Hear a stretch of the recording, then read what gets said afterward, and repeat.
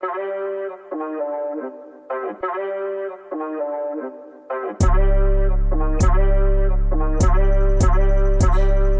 sides, feeling brown, I got no cash. Can't afford the tip, got me feeling kinda sad, but we.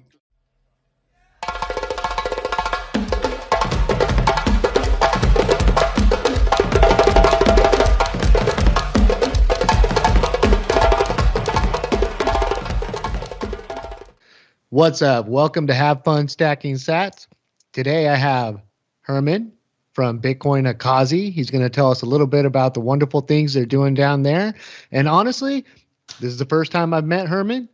Stackchainers had a pretty good experience with him, you know, buying some phones for the kids out there. But other than that, I don't know anything about Bitcoin Ekasi. Hermann, tell us about Bitcoin Ekasi. Oh man, it's I think it's pretty simple. I mean, I often struggle to explain it in a short sentence or two. So the easiest way of putting it is just to say that, you know, if you're familiar with the Bitcoin Beach story, then you're pretty familiar with our story. So we're taking the Bitcoin Beach idea and we're trying to implement it in a South African context. And for those who are not familiar with the Bitcoin Beach idea, Bitcoin Beach is a circular economy, Bitcoin economy in El Salvador, and I think they played a pretty major role in the legal tender situation that you've got there in El Salvador. I'm not sure that El Salvador's President Bukele would have been as eager to do what he did if it wasn't for the inspiration of Bitcoin Beach. He probably would have, but it might have looked different on a different timeline. So I think they played a major role in inspiring El Salvador's adoption of Bitcoin as legal tender. But what they did for their community is quite incredible. I was there recently. I had the privilege of visiting El Zonte, El Salvador. It's just amazing to see. And so, yeah, we're trying to do the same thing. Obviously not exactly the same. So there are differences, you know, we're in a different situation, different country, different hemisphere, different continent. So we're trying to do something very, very similar, but we have to adapt. And there are some interesting differences. Yeah. So what, geographically, what and where is Bitcoin Ekasi? So, I mean, if you think of the African continent, if you go as far south as you possibly can, you know, that's probably the easiest way of explaining it. So we are basically on the southern tip of Africa. You know, from where we are located, you can't go any further south, really. It's a town called Mossel Bay, which is about 400 kilometers east of Cape Town. Most people are familiar with Cape Town. It's one of South Africa's capital cities. Yeah, we're in a little. Well, it's not really a city. It's more of a large town. It's about 100,000 people, and we're focused on a particular community. Yeah. So we're not focused on the entire town. We focused on a particular community in that town, and it's where we operate is a typical South African township. So it's a very poor area. You know, so South African cities have these townships on the outskirts of all major economic hubs. It's got to do with the past, the racial segregation in South Africa known as apartheid. And so, you know, poor people live on the outskirts of big cities, and they end up there if they don't have work. So major unemployment. It's basically a slum, you know. Like in Brazil, they would call it a favela. In South Africa, we call them townships. And so we operate in one of these townships, and we have been operating there for many years. I've been working in this particular township for more than 10 years. So there's a long history predating the founding of Bitcoin Ekasi. But Bitcoin Ekasi is basically just a conversion of an existing organization onto a Bitcoin standard, really. Okay, that's cool. And in talking to these different communities around the world, that's the first time that I've heard that. So you guys were already working with the people, and I'm assuming trying to make a positive impact in their lives. And then you came across Bitcoin, and you thought, oh, well, this makes sense. This is That's amazing. How are you using Bitcoin in the community? Yeah, I mean, so I've been trying to do something good for the people in that community for many years, and we've always worked with the children from that community. So we have a program where we've got about 40 to 50 kids that attend surfing lessons on a daily basis. So the operation runs 5 days a week. And so we've got coaches who run that operation. I manage the operation, obviously, but I don't go. I don't coach the kids on a daily basis. I've got coaches who I've trained to do the work. I mean, and they earn salaries, and we used to pay those salaries in fiat, and we're basically paying those salaries in Bitcoin now. So the coaches earn their salaries in Bitcoin and then go and spend it as Bitcoin at shops that we've onboarded. So the idea is that we introduce Bitcoin into the local economy. The township that we operate in is about 5,000, 6,000 people. And so the idea is that we're giving people access to a new kind of financial system. I mean, similar to Alzonte, there's a lot of people that are unbanked, and if they're not unbanked, then they definitely underbanked. So banking fees are really high. A lot of people have bank accounts, but they won't use the bank accounts because it's expensive. They don't understand the fee structure when they sign up for the bank account. They don't realize that they got to pay so much for it. So they end up dealing with cash most of the time anyway. And so Bitcoin gives them access to this financial, asset and monetary good that is digital. And so it has all the benefits of being digital, but it has none of the downsides of the costs and the AML and KYC stuff that keeps most of the people locked out. Awesome. I'm just taking notes while you're talking. So there's a lot to unpack there. I think probably the most fun thing the most fun takeaway is the interesting intersection between like surfing culture and Bitcoin, because I've done a few of these interviews and it just seems like surfing and Bitcoin just kind of goes together. So that's pretty awesome. You've onboarded some merchants. So how many merchants do you guys have that are accepting Bitcoin? Yeah, so we've got about 10. We've kept it small on purpose, really. We haven't been trying to onboard as many merchants as possible because these slum areas are the type of places where people generally avoid these townships. The surrounding area has a lot of tourism, but both local and international tourists would generally avoid the township specific areas. So the only people spending Bitcoin are the coaches whose salaries we pay in Bitcoin. Because we've only got 5 people working for us full time and 4 people working part time, it hasn't really made sense to onboard 30 shops, because half those shops would never receive. They would never do any sales in Bitcoin unless we employ more people, and we're not going to employ the whole area. So the idea is to keep it small until we see more organic adoption of Bitcoin. So until we see the local residents starting to adopt it and use it and want to use it, then maybe we'll start onboarding more shops. But we've kept it pretty small for that reason. Okay, so that's interesting, because a lot of these grassroots campaigns are really trying to like grow. They're trying to like get as many merchants adopted, so that it's interesting that you're keeping it insular. What do the people think about Bitcoin that are in the community? What do they think about it? Yeah, I mean, just on that point, I think it's the approach of trying to get as many businesses to accept Bitcoin is it's a good approach as long as you have people who are actually spending Bitcoin there. Oh no, it makes sense. I'm not saying that. I'm just Yeah. saying it's I'm learning something new from every person that we're talking to. So that's the first time. And I get it. You have the coaches, you have the merchants. So you're building a smaller, like stable circular economy.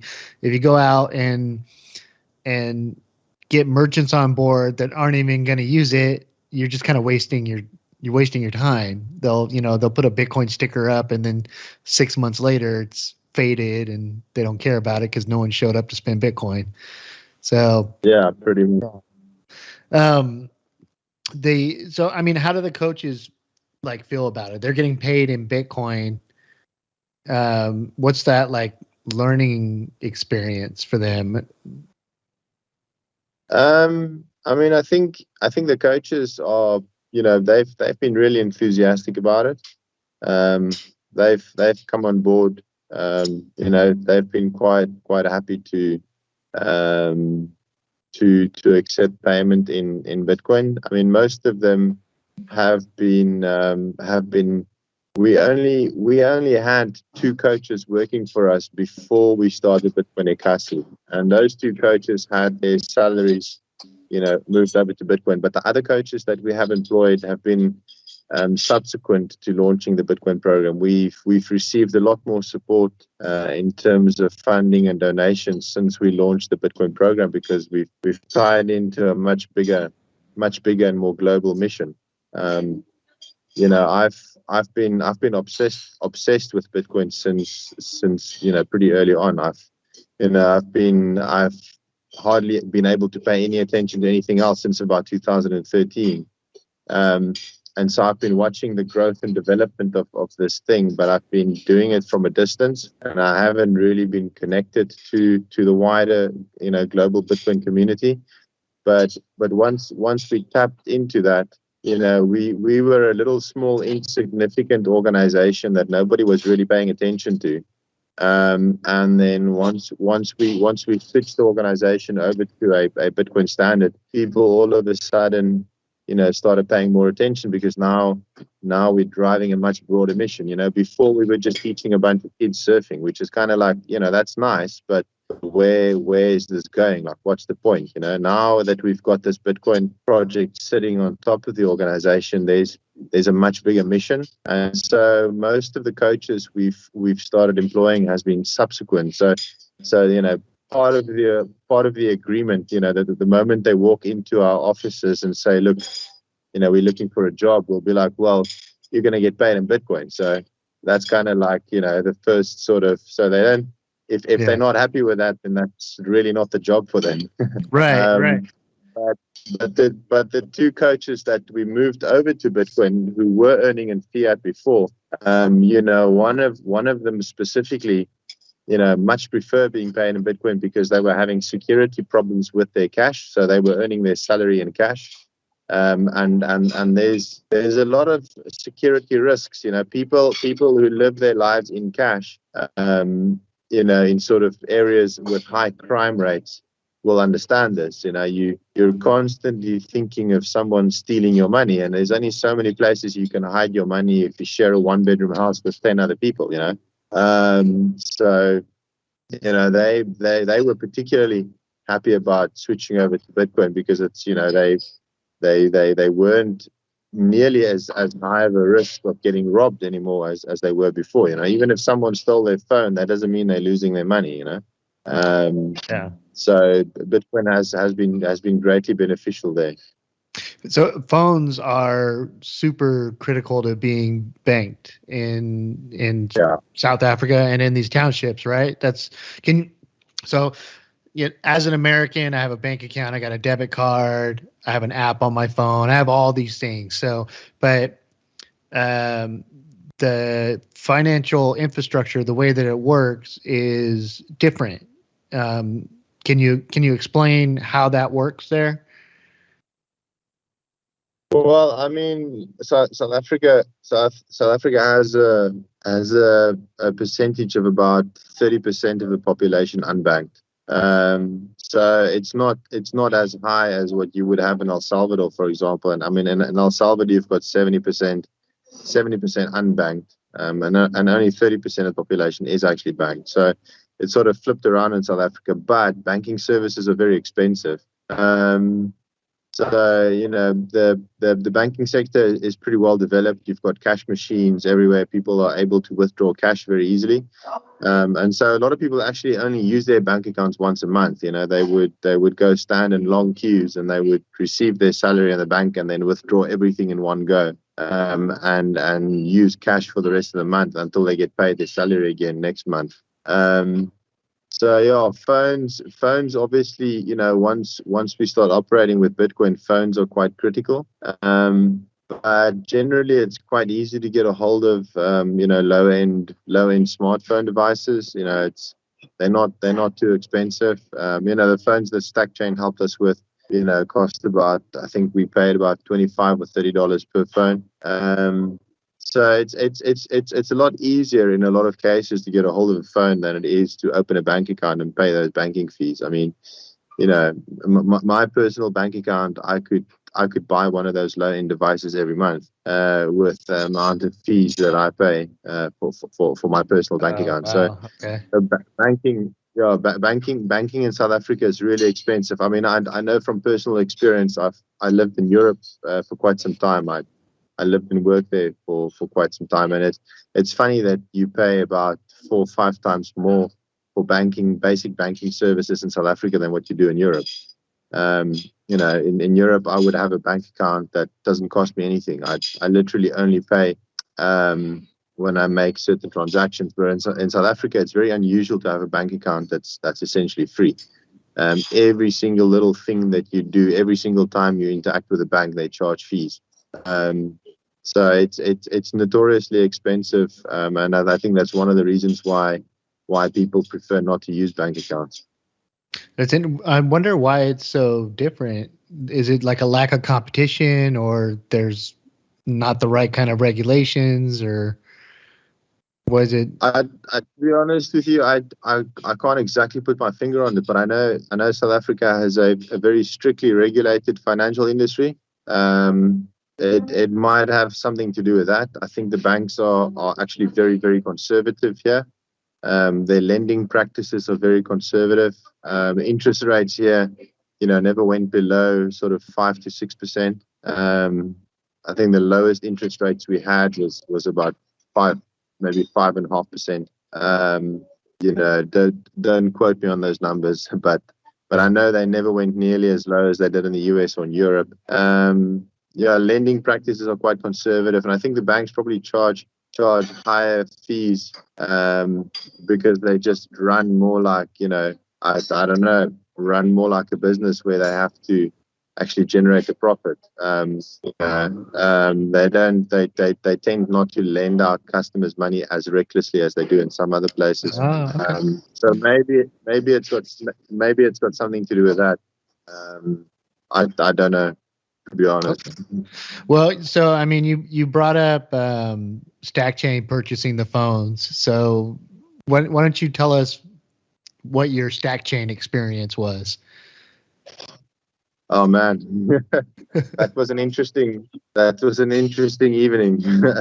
I think sort of like out of the middle of nowhere, the StackChain guys came up with this idea to start donating phones. I mean, we've got.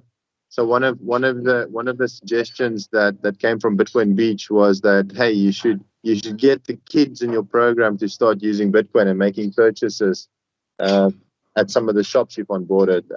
I was a little bit reluctant to do that, simply because I've learned the hard way that teaching a child a skill is one thing, but once you start handing out money, it can become the dynamic can become a bit funny. But Bitcoin Beach was, we followed their lead, and it worked great to have the kids running around spending sats, because it brought up the curiosity of people. Like they see kids making these purchases with Bitcoin. They people are generally more curious. It's kind of like it's easier to orange pill someone when you have the child break the ice, in that sense.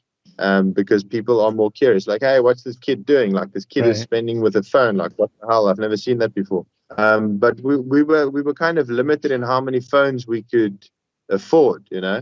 So then StackChain came up with this idea to, you know, stack phones for the kids. So we purchased I think the first order was like 25 phones. And I think we have enough funds left to purchase 20 more. Amazing. So it's pretty radical. I mean, it's been awesome. Like the kids' rewards. So they've got to work for these rewards. You know, we don't just hand out the sats. Like we give them to kids that have really like sort of, you know, worked for them and earned it. And it's been such an important part of the program because every second week the coaches will walk around with this group of kids and they'll just be like, you know, spending their sats at the shop, and everybody's like kind of like curiously looking like what's happening here, you know. It kind of draws attention in an interesting way. So I've been very happy with the results of how that's helped to, you know, get people more interested. We've had new shop owners approach us because they've seen kids walking around spending digital money. Awesome. It's not something that you would otherwise see. Yeah, very cool. So the kids, they do chores and they receive sats, or how do the kids get the sats? Well, basically, I mean, so we've got this, you know, we've got this pre-existing program, right, where kids were, you know, since 2010, we've had kids coming on a weekly basis, and we've been operating 5 days a week since 2016. So we have this existing program where it's an after-school program.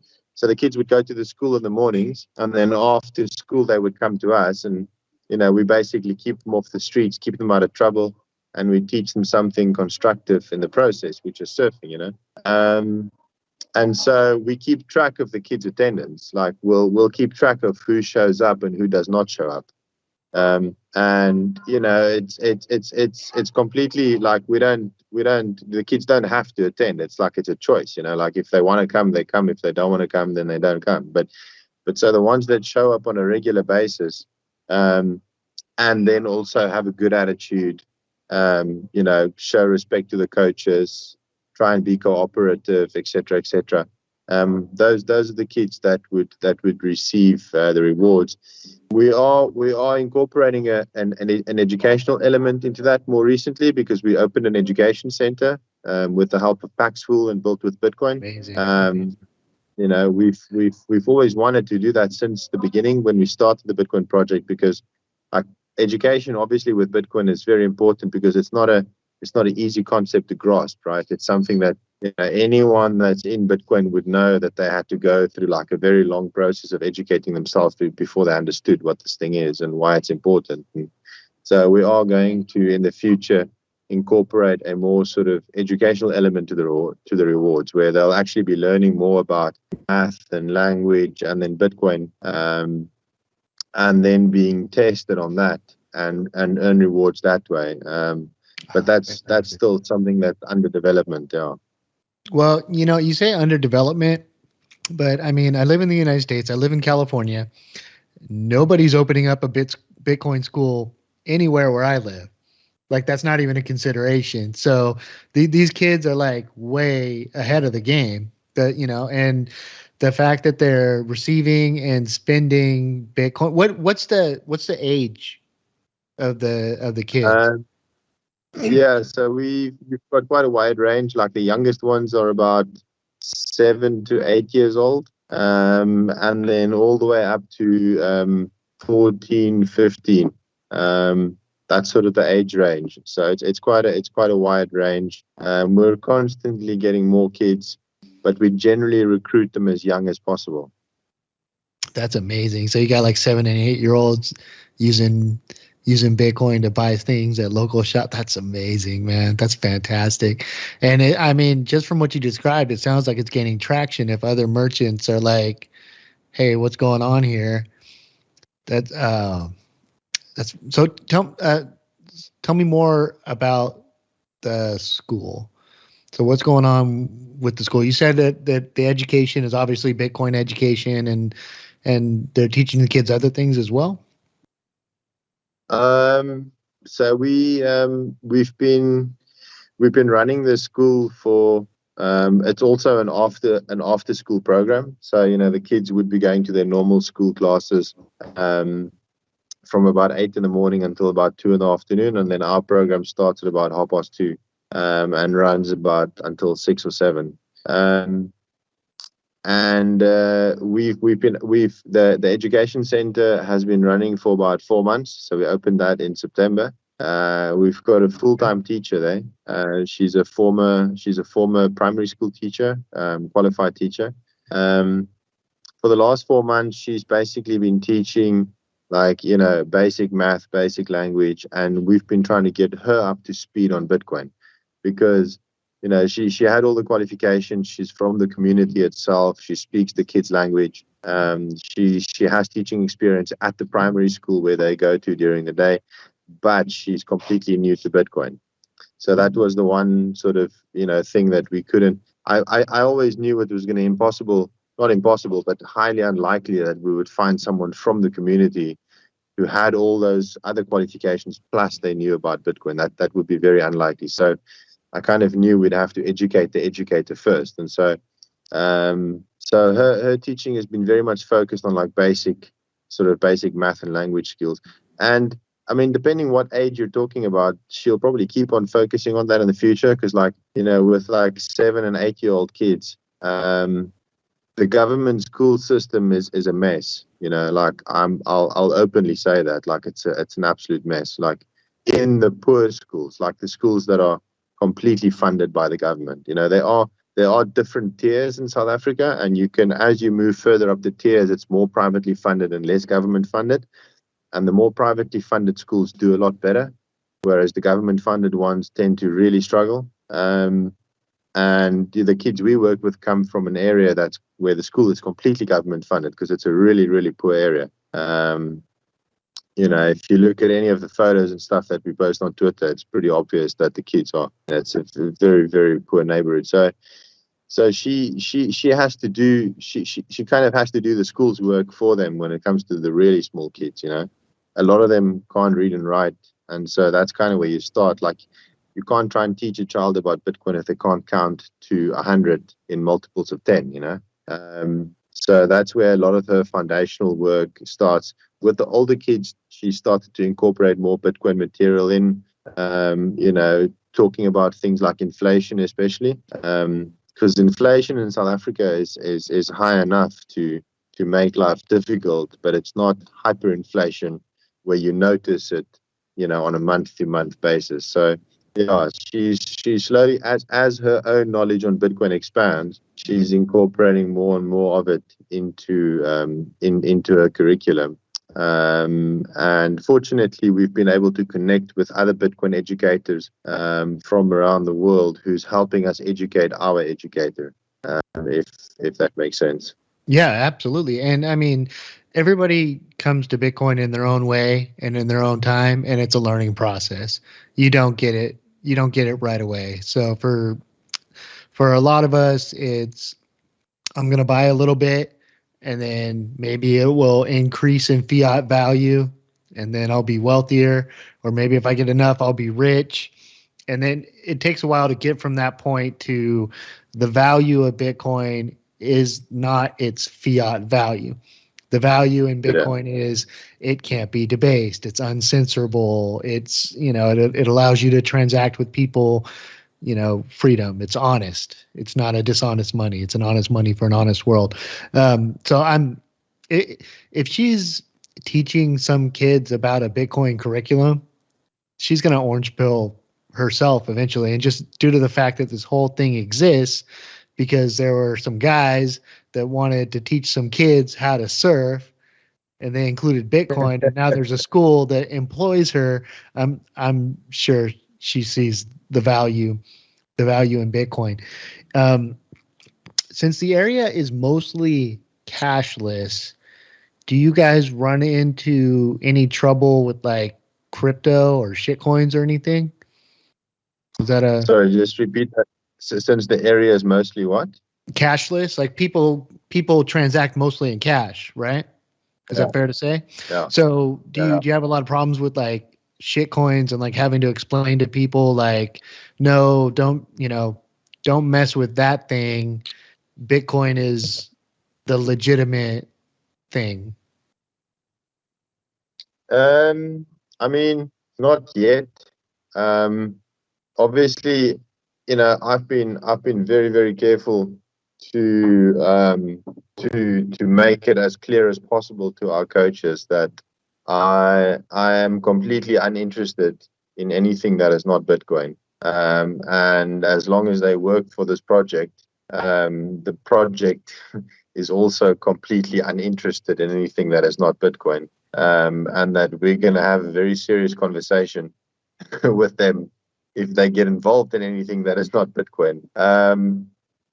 So we haven't had any of those issues yet, thankfully, but I know it's coming, because as it spreads, inevitably there's going to be people, and I mean I've already had people reaching out to us, reaching out to the project, wanting to promote all their shitcoins and whatnot, and it's so I know it's coming, and I know at some point it's probably going to be inevitable that some people will get involved with that. I would just like to delay it as long as possible and try to motivate as many as people as possible to stay away from it.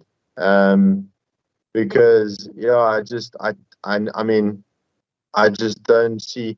I really, it's a hard point to make, and I've tried to explain it in different ways, but it's kind of like when you're on the ground and you're working in a community like this, where where often it's completely impossible to explain Bitcoin to someone, that is like illiteracy is a big problem. Like we have to sometimes go around with like handheld devices and show videos, because giving out pamphlets is pointless. Like people don't read, Right.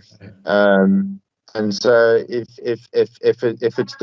it's difficult enough to explain Bitcoin, that's almost like a task that is several years long, in an area where education is already a challenge. Like where do you even begin to explain other cryptos? Like it doesn't even make sense to try, because what's the point? Like if they're not going to do anything that Bitcoin can't do, and all you really want Bitcoin to do is to be a better form of money, I don't even see the point in going down there.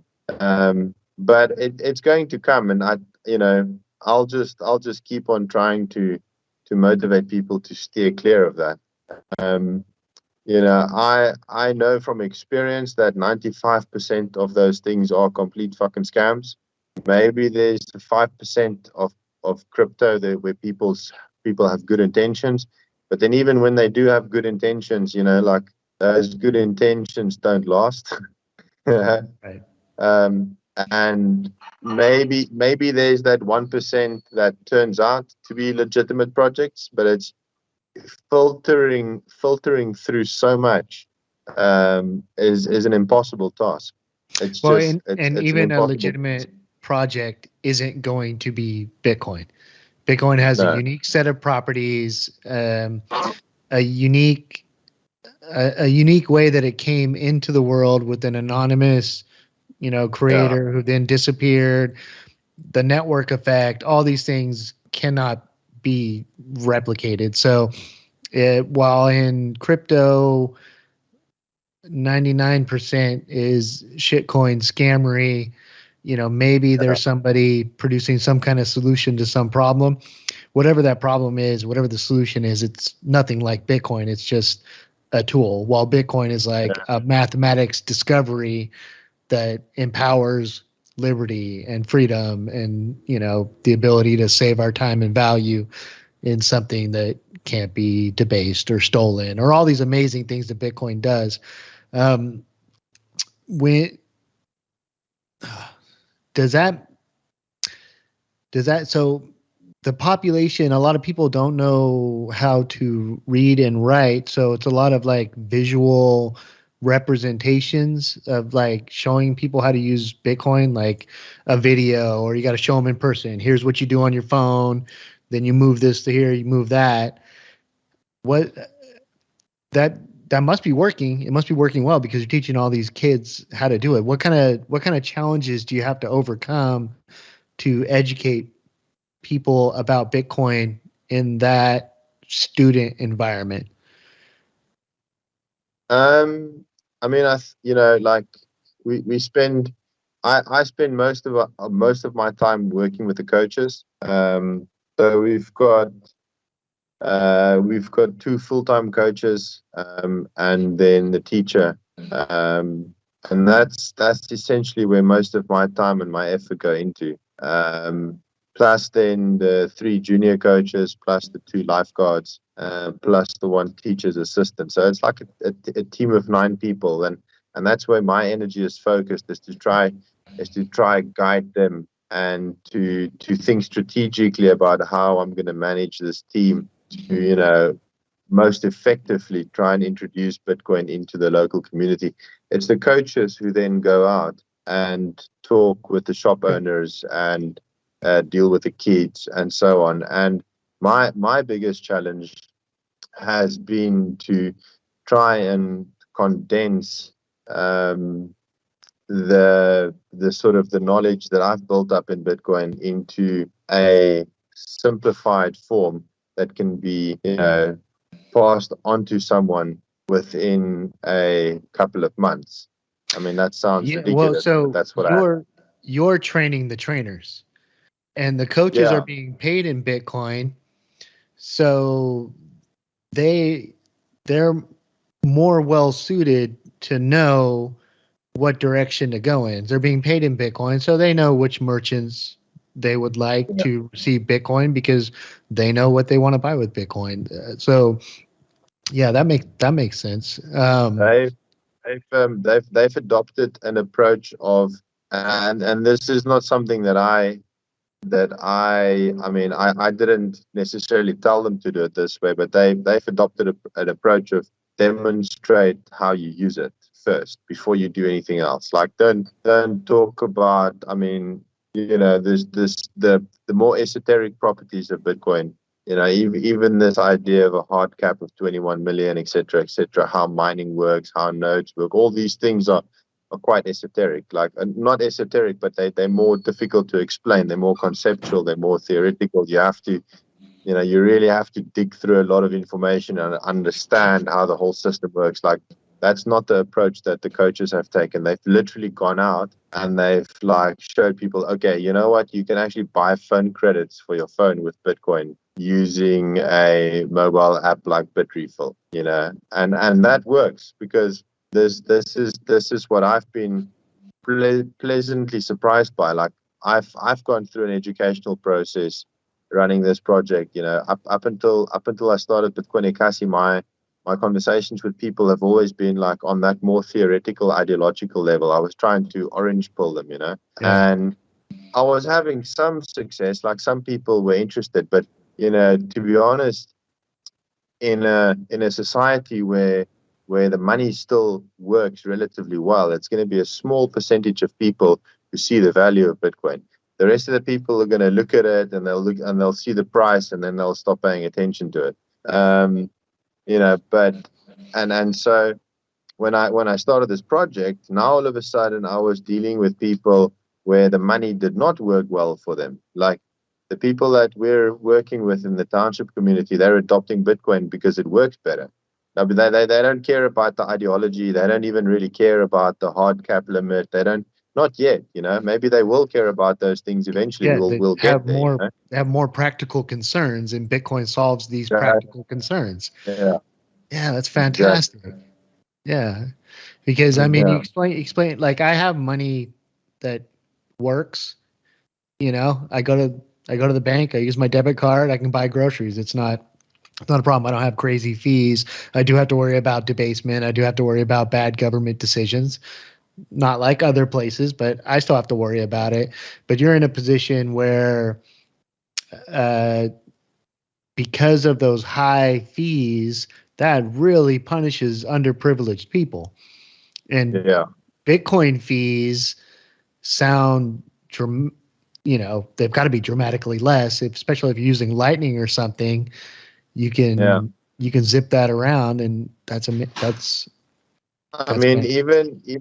even just having a bank account, even if you don't use it, just having the bank account is going to cost money on a monthly basis. And so people are like, but why should I save money in the bank? Like, I'm going to put this 500 Rand in the bank, and then like the fees are going to eat that up, and I'm not even getting any interest on it.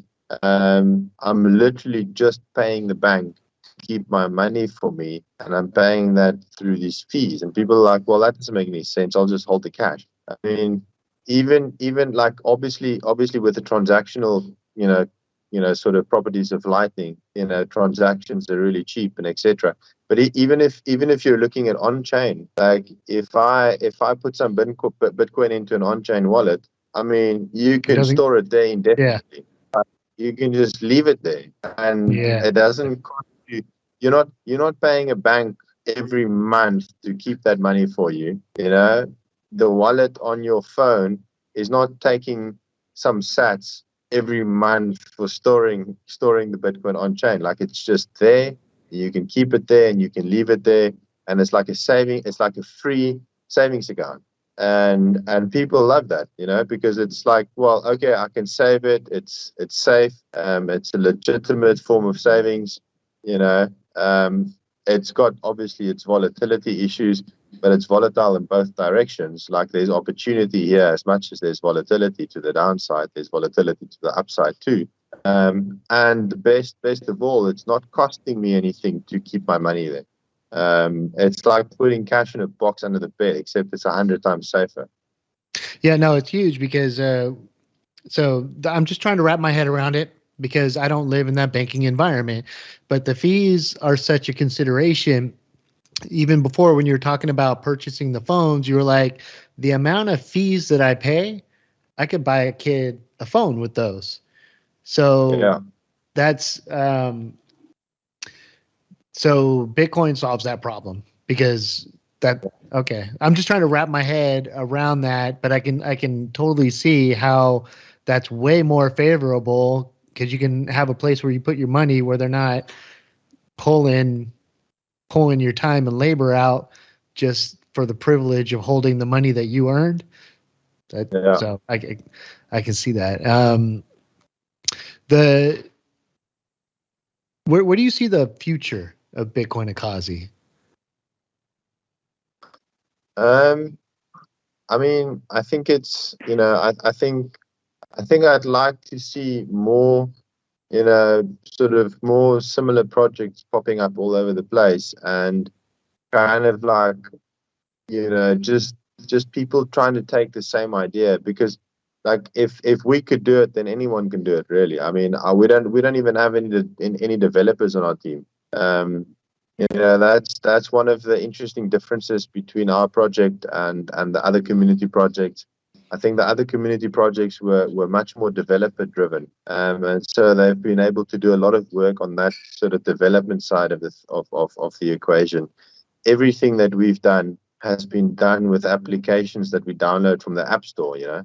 Like we've used apps that anyone can download and use. And so it kind of like, if we could do it, then anyone can do it, really. Like, there's no reason why someone can't go out and say, well, okay, I've got a soup kitchen that I run at my local church or whatever.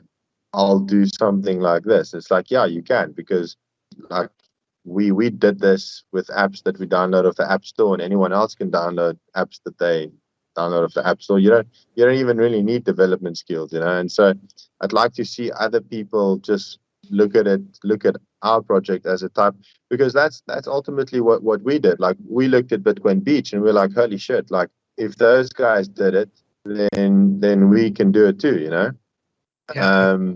Because I listened to the Bitcoin Beach story, and I listened to Mike's interviews. I've been kind of following them since pretty early on. I heard Mike's first interview in 2019, and I was sort of following the project from before they gained notoriety, and the whole El Salvador thing started happening. And it was very clear from the beginning that these guys were just running a community project. Like they weren't like Bitcoin superstars or anything. Like they just had this little community project. They also started off using Wallet of Satoshi. I mean, obviously Galloway came in and then contributed a massive effort with the development of the Bitcoin Beach wallet. But the way they started off, it was kind of like, well, if they did it, we can do it too. So I think that's the most important thing for me about the Bitcoin Ekasi's future is like, I don't necessarily want to expand or anything. I just want to keep building out the example that we've set and make it a better example.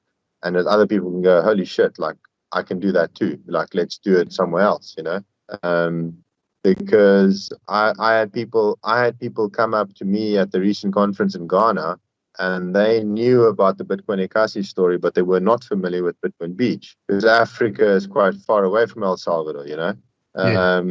And so likewise, there could be projects that are inspired by us who then go into their local community, and people would never have heard about us, but they know about that local project, and that sort of carries the message of Bitcoin further and further and further, and that's ultimately what it's all about. Well, I can even imagine like if like the township down the road, like you guys have your township, you're on the coast, you're surfing, it's a big coast, so I'm sure there's many townships, right? So even if like something starts up in that township and it unfolds the same way Bitcoin Ekasi does, because a lot of the stories from the grassroots communities are very based in like remittances, and there's family members, they're trying to figure out how to send money home, but that doesn't sound so much, not much of that is going on in Bitcoin Ekasi. You're dealing with a very insulated community of people who are just trying to like make their way in the world and survive and pay their bills and raise their families. So this the Bitcoin experience is a much more like practical experience. Like it's not even because for a person like me, the scarcity of Bitcoin matters because that's what guarantees that my time and labor is safe. The ability to transact is fantastic, but not necessary for me. But for them, it's the ability to transact that really matters. So then if you have like the next town over or two towns over, they do the same thing. Now you're building an organic community because, the guy, I don't know, man, the guy over there, may need something and he's got Bitcoin. He doesn't have to deal with these bank fees. What's the regulatory environment like? Are you having any kind of trouble from like some kind of regulators saying they don't like what you do or they don't care? I mean, we haven't ran into any problems yet. So far, South Africa has had a sort of a hands-off approach to the whole sort of crypto scene. So there's some, I think, I think the regulation has actually been passed, but I don't think it's coming into effect yet. I think it's coming into effect next year in June.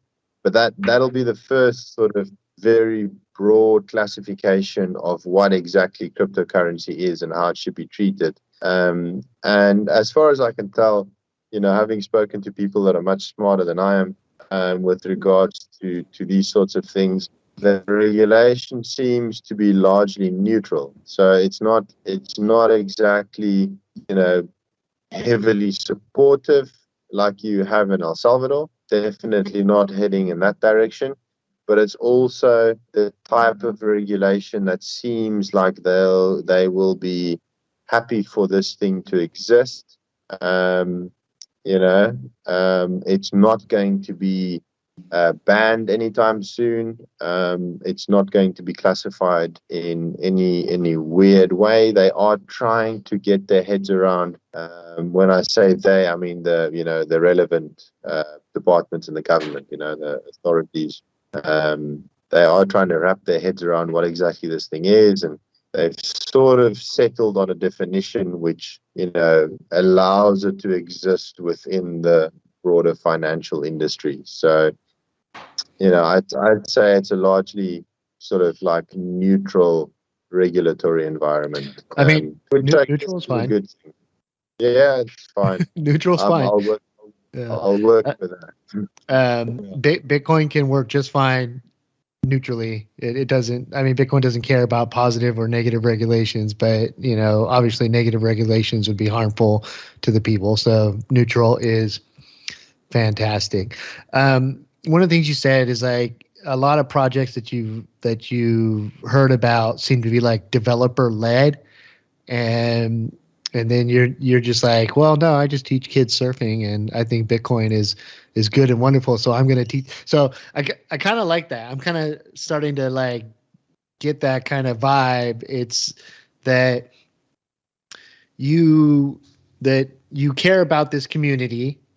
And then obviously the surfing classes are about having a place for these kids to come. So they have somewhere to go after school instead of like getting in trouble or doing, whatever might be dangerous in the community.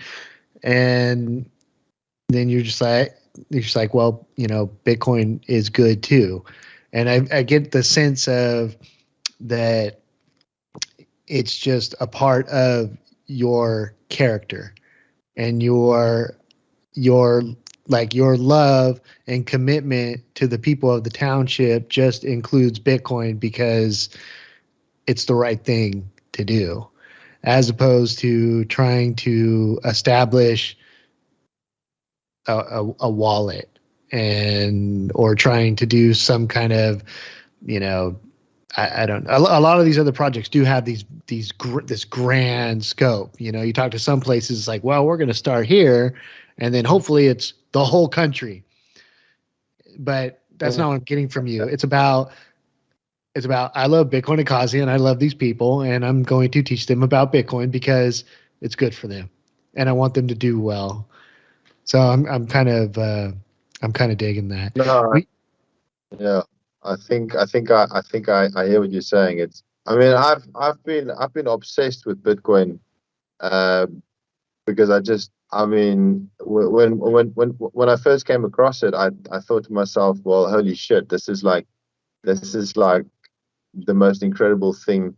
I mean, I didn't immediately understand it, but the idea that people do not have to be governed by a central force in order to all cooperate and follow a set of rules that make sense. Like, I'm not the kind of person that wants to break rules just for the sake of breaking them. Like if a certain rule makes sense, like we should all drive on the left-hand side of the road, because if we just drive on whatever side we want to drive on, well, fuck, no one's going to get anywhere ever.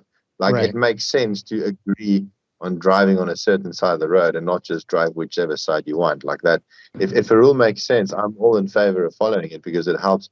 But what I hate is arbitrary rules coming from a central structure, because that just always leads to corruption. So when I first came across Bitcoin, I thought to myself, this is the most beautiful thing I've ever seen. It's this rule set that is completely decentralized, and it applies equally to everyone. Like that's just incredible. And so, I thought, like, it's almost like spreading the gospel, man. Like you want people, I want people to know about this, because the fact that it's possible is like, everybody should know that this is possible. Everybody should know that it is possible to live in a cooperative society, where we all work together, but we don't have to subscribe to these corrupt politicians who just come and fuck us over again and again and again and again.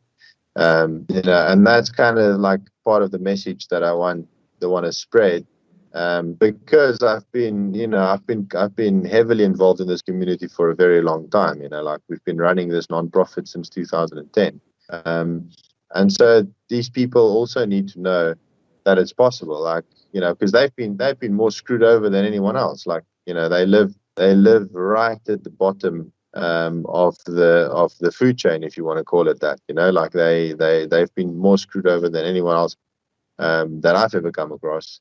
South Africa, I don't know how familiar you are with the history here, but it's a fucked up history. With apartheid and racial segregation, it was until very recent. So I kind of just want to try and get this message across. Yeah, I don't know if that makes sense, but I think you just summarized perfectly. And we've been in here for well over an hour, so I'm going to go ahead and wrap up. But before I do that, why don't you tell us how we or anyone else who's watching this video can help Bitcoin Ekasi and help the amazing things that you guys are doing? Man, I just like, the best thing that people could do is just like, I don't know, reach out on social media, leave some comments, retweet stuff, like stuff. It just builds momentum. I mean, ultimately, what I would like is if people can actually send this stuff on to people who are not into Bitcoin, because ultimately, I think it's a great, I think it's a great way to actually educate people outside of Bitcoin. Like, this is what's possible. Like a lot of these people who say like Bitcoin has no use case, it has no utility, blah blah blah. It's like, no, it does have utility. Like, look at what people are doing with it. I think that would be the most helpful thing, actually. Not just for us, but for Bitcoin in general. But yeah, we've got a Twitter profile. It's at Bitcoin Ekasi, and then we've got a website which is bitcoinekasi.com. All the details are there. You can reach out to us on email or DM. And yeah, just liking, retweeting. We do have a donation page on the website, and any amount will help. I think a great way that people can actually help the project, which is really easy, which is kind of like sort of the stack chain way, I guess, is if you, because we all our coaches have their own Lightning addresses also, and I like the idea of people being able to reach out to the coaches directly. Like, I don't even have to be a middleman. That's the beauty of Bitcoin, is like I can go and open a wallet for each one of these coaches and it doesn't cost anything, and people can actually deal with the coaches directly. Like, you don't even have to go through the organization. If you like what one of the coaches are doing, you can reach out to them directly and say, hey man, what do you need help with or whatever. Because that also connects. Like that was my experience of StackChain. It's like it's this really vibrant community of people, and it's not just about stacking. It's more about like getting people involved in this community, and it's a great thing about Bitcoin in general. So just get involved, I guess. I think we've been sitting in here for an hour, and it suddenly occurred to me what Bitcoin Ekasi's story is. Bitcoin Ekasi is teaching people how they can be their own bank. Yeah. That's what's going on here. Like, you guys have personified the idea of be your own bank. These coaches are their own bank. These kids are their own bank. That's what you're doing, and that's beautiful. Yeah. And with that, I'm going to sign off. Guys, go check out all of Bitcoin Ekasi's content. Go check out their website. And with that, I'm going to leave you guys with have fun stacking sats.